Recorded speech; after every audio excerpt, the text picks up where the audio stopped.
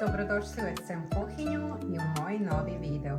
U ovom videu pripremamo tagliatelle sa buratom, jedan zaista neodoljiv letnji i brzi recept za samo 15 minuta. Tako da ostanite sa nama, pogledajte ovaj video do kraja i uživajte u ovom fantastičnom ukusu.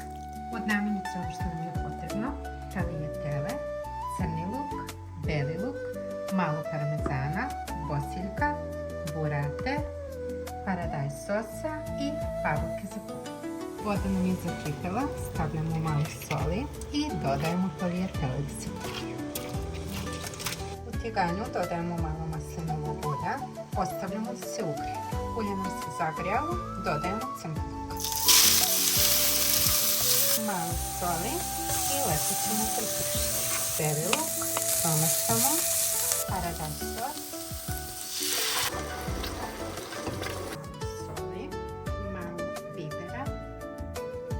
i ostavljamo da prokuva 5 minuta.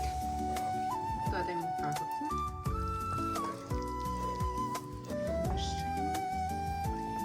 parmezan,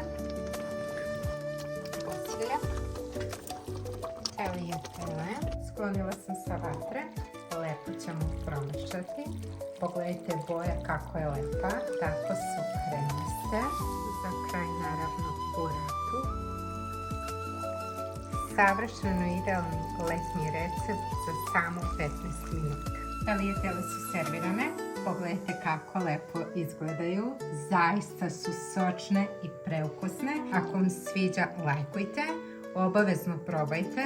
Fantastične su zaista sa buratom. Pišite mi u komentarima kako vam sviđa. Lajkujte, subscribeujte se na mom kanalu i mi se vidimo u sljedećem videu. Pozdrav!